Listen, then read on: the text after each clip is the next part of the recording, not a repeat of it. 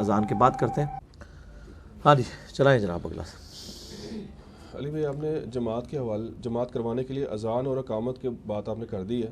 اس میں یہ کہ یہ بتا دیں کہ بغیر اذان اور اقامت کے جماعت کروا سکتے ہیں؟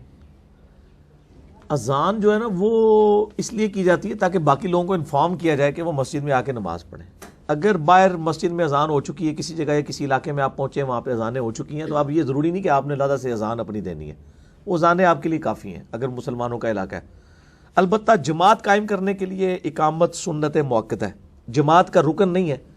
اقامت کے بغیر بھی اگر کوئی جماعت قائم کر لیتا ہے جماعت تو ہو جائے گی، لیکن یہ سنت موقدہ ہے کہ اقامت چاہے دوسری جماعت ہے تیسری ہے ایک سے زیادہ ہے، اقامت کہہ لینی چاہیے، ضرور کہنی چاہیے.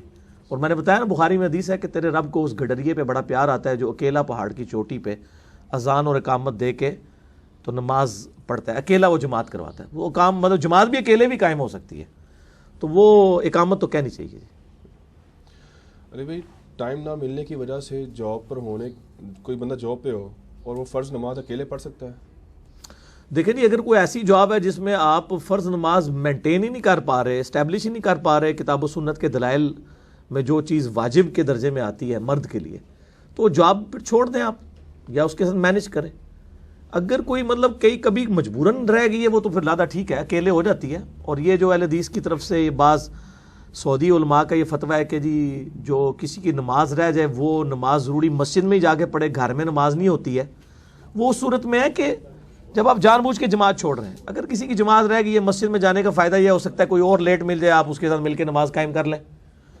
تو اگر آپ کو یقین ہے کہ اس میں مسجد میں کوئی نہیں ہوگا آپ گھر میں بھی پڑھ لیں. بخاری مسلم میں حدیث ہے کہ 5 خصوصیات ایسی ہیں جو مجھ سے پہلے کسی پیغمبر کو نہیں دی گئی. ان میں سے ایک یہ ہے کہ پوری زمین میرے لیے سجدہ گاہ بنا دی گئی ہے. تو زمین میں کہیں بھی نماز ہو سکتی ہے، آپ کہیں جہاں مرضی نماز پڑھیں جگہ پاک ہونی چاہیے بس. تو مسجد میں پڑھنے کا یہ فائدہ ہے اگر کوئی اور کسی کی جماعت رہ گئی ہے تو وہ آپ اس کے ساتھ مطلب مل کے جماعت کو قائم کر سکتے ہیں. ارے بھائی، اس میں آپ نے کہا کہ پوری زمین جو ہے وہ سجدہ گاہ، اس طرح کی ایک روایت بھی ملی. ہاں بخاری مسلم میں. حرمین کے اندر اکثر دیکھا جاتا ہے کہ اکثر یہ جمعے کی نمازوں میں ہوتا ہے کہ جن کو جگہ نہیں ملتی پھر وہ واش روم والے ایریے میں جا کے نماز پڑھ رہے ہوتے ہیں. تو کیا اس دیکھیں میں نے ایک جملہ بولا تھا کہ جو پاک جگہ ہے، اگر پاک جگہ ہے واش روم والی جگہ، واش روم سے مراد اگر واش روم لے رہے ہیں آپ ٹوائلٹ نہیں لے رہے، ٹوائلٹ نہیں، ہاں تو وہ پاک جگہ ہے. وضو والی جگہ پاک ہے. وہ جو ہم کہتے ہیں نا وضو سے گناہ دھلتے ہیں جو بخاری مسلم حدیث ہے وہ روحانی طور پہ ہے.